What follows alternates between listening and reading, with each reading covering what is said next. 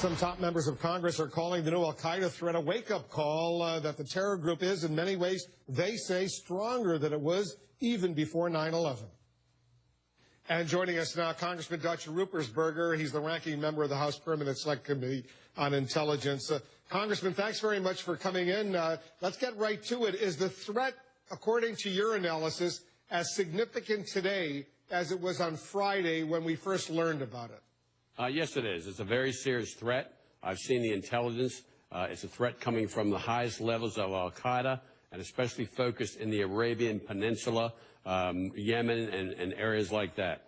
If you recall in the past, the attacks really that were attempted and didn't go off, the underwear bomber, the cartridge bomber, the Times Square, that was all emanating from Yemen. Yemen has focused on the United States and attacking the homeland. So we're very concerned about this, but we're concerned about other parts of the world, and our highest priority is to protect Americans wherever they are in the world. And the best defense against terrorism is intelligence. So as far as the intelligence community, Congressman, is concerned, do they still anticipate some sort of attempted terrorist plot to unfold within the next few days? We have to take every precaution that is necessary to protect American lives. And that's what we're doing. We want to put everyone in the world and Americans on alert. And with that, we also are asking people if they see anything unusual to let the authorities know right away. So we have to make sure that we take every precaution, and that's why we're maintaining, and that's why the president has decided to take this into next Friday at this point.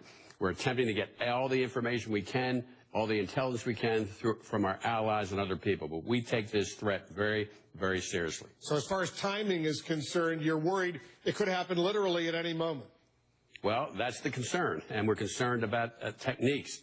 We know that al-Qaeda has understood and has learned some of our sources and methods, so they're not planning the big attacks and letting a lot of people know. That's what happened with the attempted attacks just in the United States. And because of that, we're concerned about different techniques, about, putting explosives, plastic explosives in people's bodies so those explosives will not be detected. They're continuing to move and trying to find ways to attack us and kill Americans and our allies. So we have to be vigilant, and we have to take every precaution. And we want to make sure that Americans are aware, and we also want the bad guys, we want the people who are attempting to kill us every day know that we understand the threat's there, and we're doing everything we can to stop it.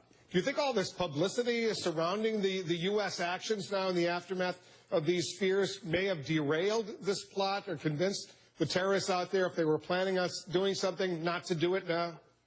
It's a good question, but that's part of the tactic. Not only are we letting Americans throughout the world and the United States know that there is a threat that is out there, but it also sends a message to al-Qaeda, we're getting intelligence, and we're going to do what we can to stop it. And we're doing everything we can, everything that we can do legally to get information to find out who's doing it, where it's going to happen, and to try to stop it. And just to recap, the threat emanates from Yemen, al-Qaeda in the Arabian Peninsula in Yemen. No, I didn't say it emanated. I said we're concerned that that's where a lot of the planning, and that's where the focus might be.